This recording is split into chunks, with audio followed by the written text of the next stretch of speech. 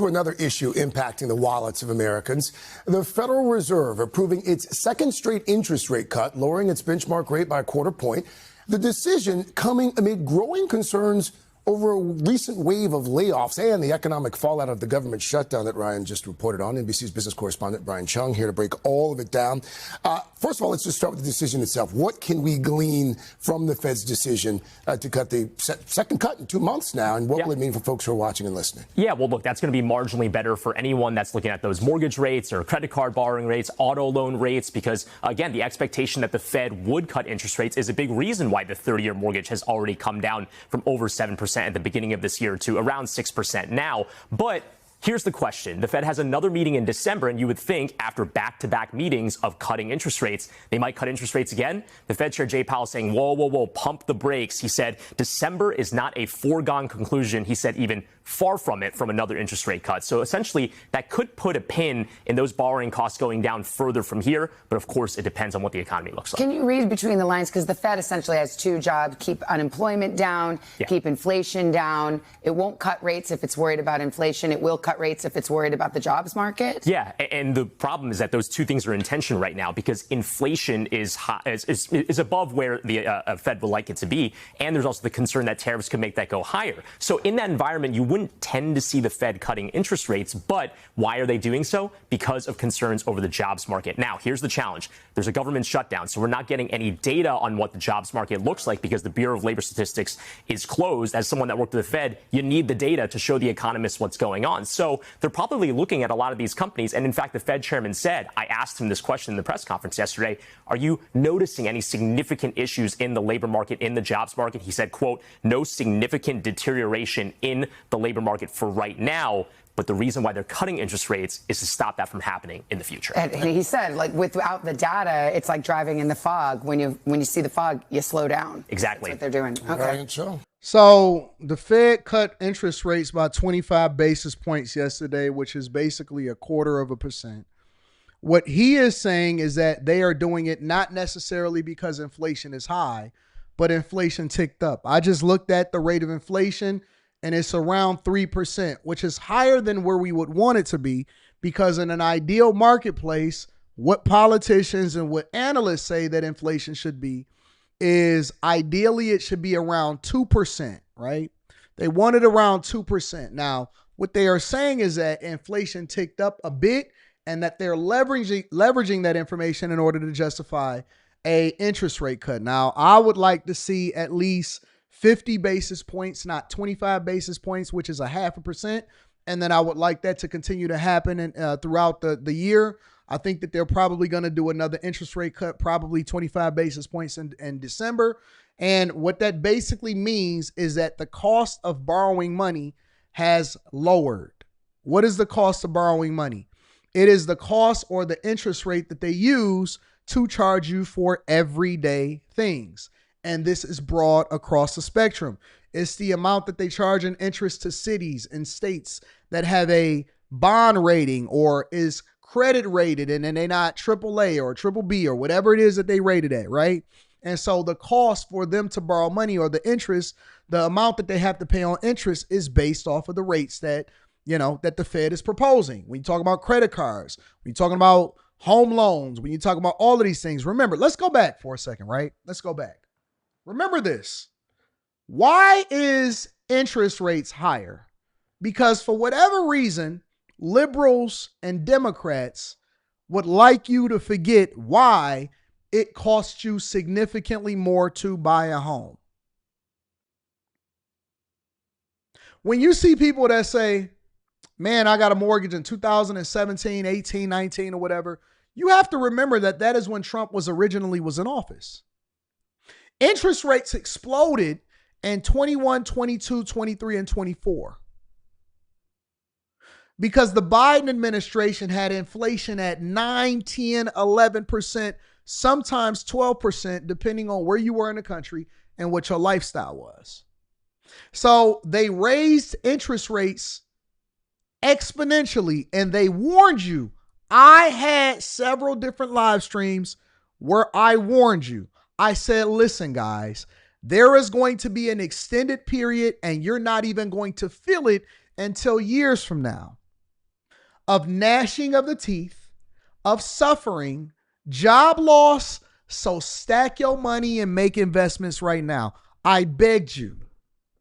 When this channel was just crossing over 100,000 subscribers, I begged people, stack up, stay down, don't go and spend a lot of money, chill out. And what did everybody do? They went out and bought new cars, Lambos, Bandemics, got PPP loans, went and took trips, went house poor, all of the above. They did all of the above. But the reason why we had an increased level of inflation in the first place, because we still haven't recovered from it. It takes years. And this is why the Biden administration was so bad. It takes years to recover from what we experienced and what we went through during the Biden administration. Why? Because when you have 9-10% inflation year over year, month over month, quarter over quarter, that means that the cost of money, right, went up like this. It just shot up. It skyrocketed. Now we've leveled off, but we still haven't increased. We haven't caught up because we just been doing like this. We haven't caught up to what the rates of inflation skyrocketed up to, even though it's leveled off at 2 to 3% under the Trump administration. We still haven't caught up, and that's why the cost of borrowing money and doing business is still sky. You haven't even increased in your wages. That's why when you see people say, man, $100,000 ain't enough anymore. It is enough, but according to how you lived your life, it still hasn't caught up, because even though it did like this and now it's at 2-3%, your wages is still doing like this to catch up from where it leveled off, because we haven't had any deflation, right? It hasn't gone down. It stayed steady. So now what Trump has been begging the Fed to do for an extended period of time is to cut interest rates now that they got inflation set at 2 to 3%.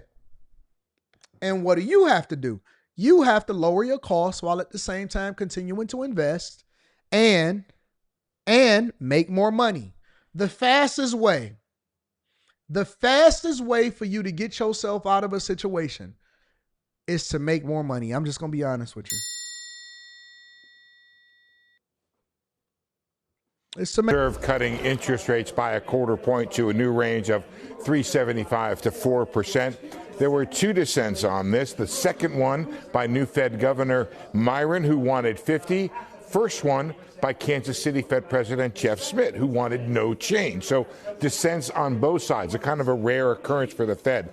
The Federal Reserve announcing it is stopping quantitative tightening, or the roll-off of its balance sheet, as soon as December. All roll-offs of treasuries from here on out and mortgage-backed securities on the Fed's balance sheet will now be invested into T-bills. It's a bit of a change there. On the economy, the Fed said economic activity expanded at a moderate pace, according to available indicators.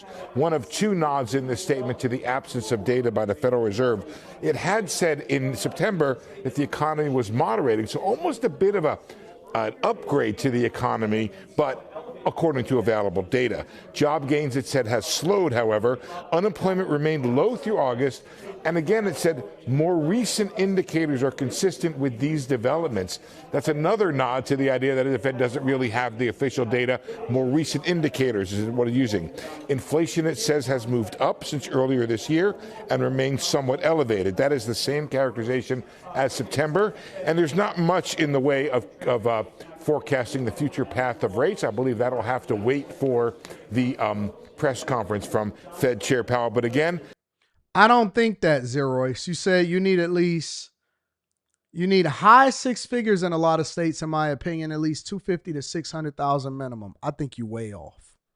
I think you're way off. I think you are so far off the reservation, it's not even funny. I think you are absolutely, positively off 100%. You do not need $250,000 and $600,000 in order to thrive. I think that there's really 4 buckets, but really let's just say 3. Obviously, you got poverty. The second bucket is the perception of success when it comes to being middle class.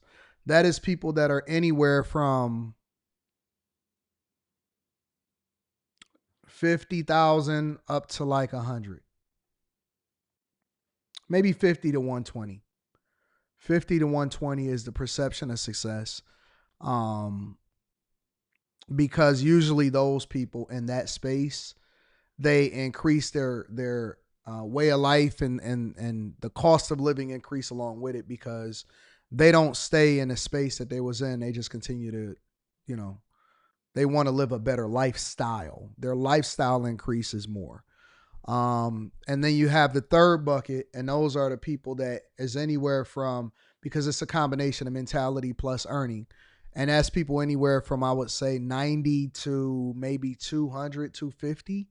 90 to 250. 90 to 250 is it's a danger zone, because it's a perception of success, and it is successful, but it's not enough to where you can sustain it for the rest of your life at the lifestyle that you want.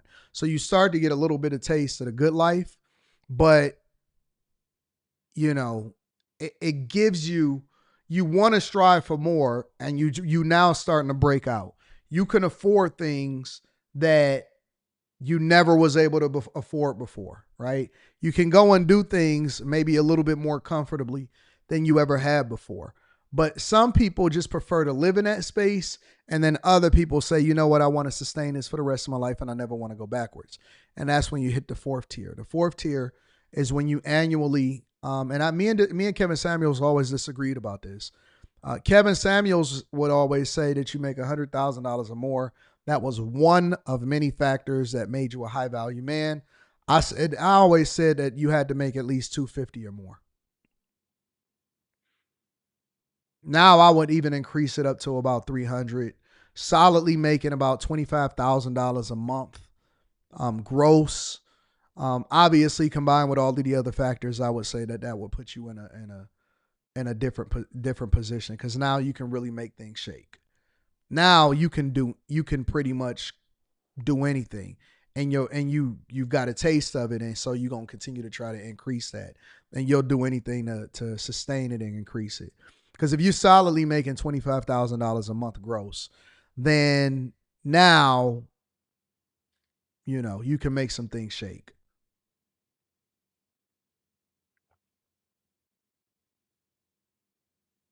You know what I'm saying? Like, when you cross the 300,000 threshold a year, your first 2 or 3 years, you're going to have to get it out of your system.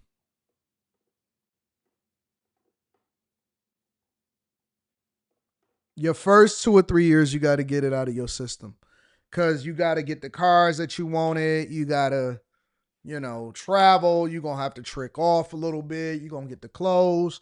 It might be your first 2 or 3 times comfortably affording some of the stuff that you buy, buying $1,000 and $2,000 shoes, $1,000 shoes, stuff like that. You might get a sample size of being able to do some things, sit courtside, stuff like that. You got to get it out of your system. Once you get it out of your system, then you're going to take off. If you can comfortably sustain that, then that's when you'll get rich. Because now you got it out of your system. You're not tripping off of it anymore. Now you can start making the adjustments.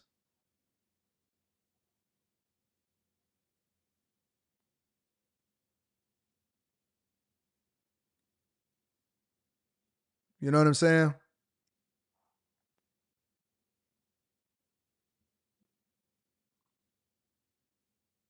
And some people don't think it's possible.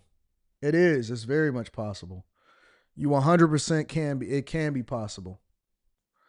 Because the first quarter or month that you do, $20,000, $30,000, you're going to be like, what the fuck is going on? Then you're going to sustain it. And then it's going to be like, you're going to want to increase it. Then you're going to have bigger dreams. And then you're going to want to do bigger things.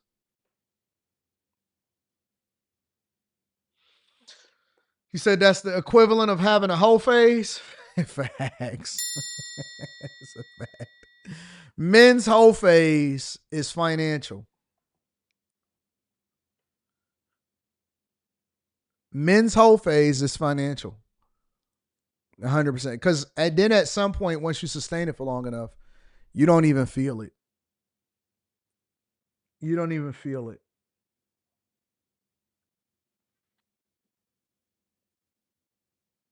I don't know what it feels like to not make $250,000 a month from all of the different business ventures. It don't feel like nothing. It's just like, honestly, it just don't feel like nothing no more. Because you just been doing it for so long. I think my last payout was like 175, 180, just from 2 channels on YouTube alone. That ain't got nothing to do with everything else.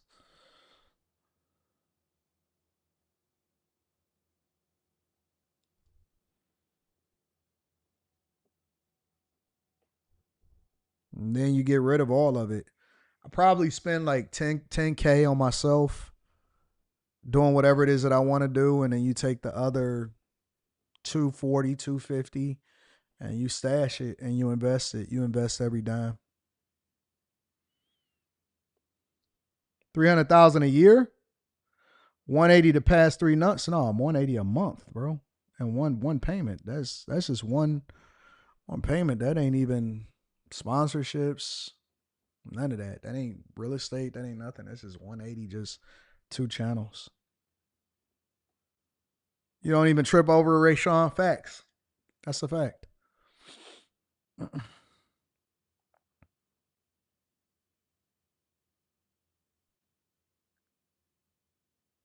I'll probably spend about 10 a month on myself, tops. That's it. All the rest of it go towards investments. What's the tax percentage on that amount annually? Well, you don't go by what you take in. You go by what your adjusted gross income is. I'm not getting into all of that because now we're starting to get into Patreon level content. It's not about how much you make. It's about what your AGI, your adjusted gross income is. All right. So different people's tax percentages is different based off of what your cost is of doing business. So it took me $100,000 to do this studio towards the end of the year. I got to go fly out this weekend to go do an interview with somebody important. I got to go and, I bought a car that's over 5,000-6,000 pounds, for the business. And that's an automatic write-off, right? You can write off that. And then you got some other cars that's actually leased for the business. That's in the business name, and we use it exclusively just for business, right? So it's a lot of costs that go along with it too. So I also got a corporate apartment that we use for entertainment parties, for when people come in town to do interviews. We use it strictly for that, right? And so it's a lot of other expenses. It's a lot of other expenses that we incur that reduces our tax burden. Okay? Make sure you guys tap into the Patreon. Link is in the description as well as pinned to the top of the chat. What was our last one? Let me see. Shit.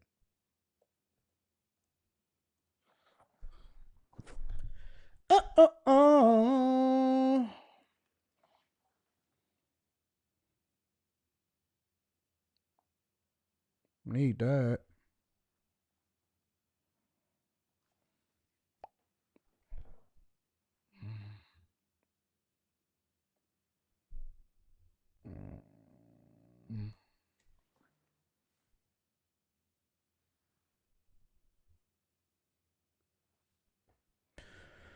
What are we talking about next? Oh, it was more than that. All right. Oh, that's that then. What about the Triggin account? We don't believe in those.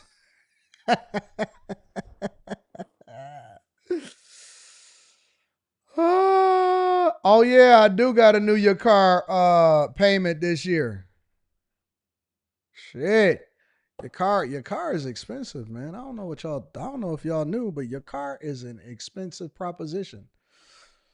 I'll tell you one thing though, your car don't be complaining at all. It don't matter if I call your car at 3 a.m. or if I call them at 2 p.m. I'll be like, hey, we got some work we got to do. All right, I'm ready. What we on? What we got? Honest to God, that's what your car say. Every time I call him, I'll be like, seriously, it could be 2, 3 a.m. I'd be like, hey, we got to get some content out. We got to take care of this. We got to take care of that, whatever, so on and so forth. He'd be like, all right, what we on? Okay, let's get it. I'm on it. Just let me know when you're ready. I'm always prepared. That's what he say every time. Seriously, that's literally what he says every time. All right, what we on? Okay, all right. Just tell me what you need, and I'll take care of it immediately. And I'll be like, all right, cool. There has never been a time, not one time that I've ever called your car that he didn't pick up the phone. Not one.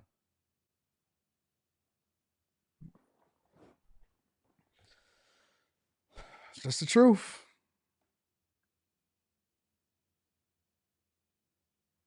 And I'd be happily sending that money like, ooh, you make my life easier.